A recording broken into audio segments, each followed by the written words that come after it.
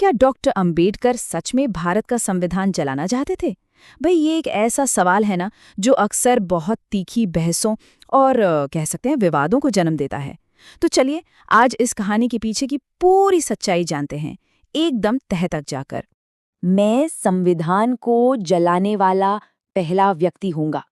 सोचिए, ये शब्द सुनने में ही कितने चौंकाने वाले हैं, और वो भी उस इंसान के मुंह से जिन्हें हम संविधान का जनक कहते हैं। तो सबसे बड़ा सवाल तो यही उठता है, क्या उन्होंने सच में ऐसा कहा था? और इसका जवाब है हाँ, ये बयान बिल्कुल सच है। डॉक्टर अंबेडकर ने वाकई ये शब्द कहे थे।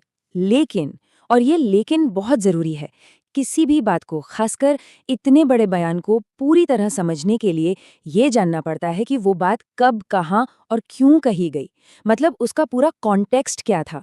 इस पूरी बात को समझने के लिए टाइमलाइन पे नजर डालना बहुत जरूरी है। देखिए, संविधान लागू हुआ 1950 में, ठीक है, और डॉक्टर अंबेडकर ने ये बयान दिया 2 सितंबर 1953 को राज्यसभा में, यानी लगभग 3 साल बाद। और तो और 1955 में उन्होंने इस पर एक और सफाई भी दी। तो इससे एक बात तो साफ हो जाती है कि ये कोई अचानक गुस्से में कही गई बात नहीं थी, बल्कि एक खास मौके पर एक सोची समझी बात थी। तो चलिए अब सीधे चलते हैं उसी दिन 1953 की राज्यसभा में और समझते हैं कि उस बहस में आखिर ऐसा क्या हुआ था।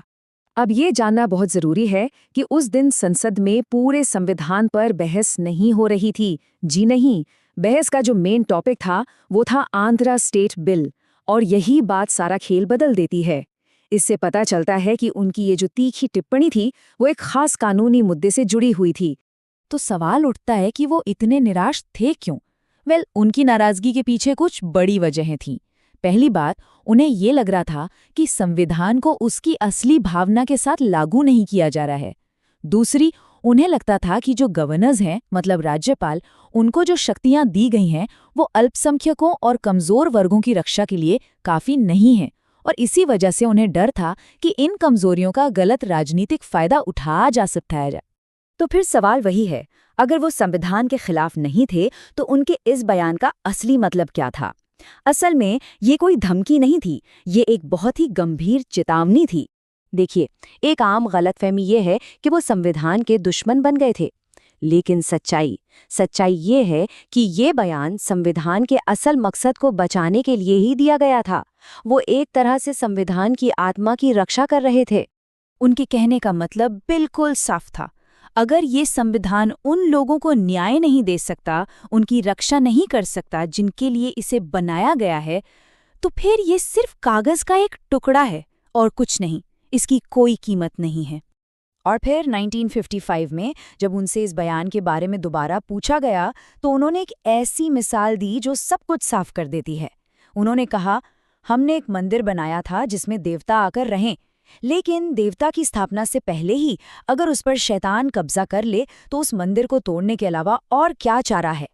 इस मिसाल का मतलब कितना गहरा है, सोचिए। मतलब संविधान कितना भी अच्छा हो, लेकिन अगर उसे चलाने वाले लोग, उसे लागू करने वाले लोगों की नीयत ही ठीक नहीं है तो वो अच्छा संविधान भी बुरा लगने लगता है। सारी बात कागज पर नहीं बल्कि उसे इस्तेमाल करने वालों के चरित्र पर आकर टिक जाती है। अच्छा, अब एक और गलतफहमी को दूर करते हैं जो इसी से जुड़ी है। कई बार ये कहा जाता है कि डॉक्टर अंबेडकर तो सिर्फ एक लेखक थे जिन्होंने बस दूसरों के विचारों को कागज पर उतारा। तो क्या वो सच में संविधान के असली आर्किटेक्ट थे? देखिए, संविधान बनाने में 2 लोगों की भूमिका बहुत अहम है और दोनों को समझना जरूरी है, बी.एन. राव और doctor B R. Ambedkar. B N. Rao constitutional adviser थे, और हाँ, उन्होंने संविधान का पहला ड्राफ्ट तैयार किया था जो कि बहुत बड़ा और ज़रूरी काम था, इसमें कोई शक नहीं। लेकिन डॉक्टर अंबेडकर ड्राफ्टिंग कमेटी के चेयरमैन थे।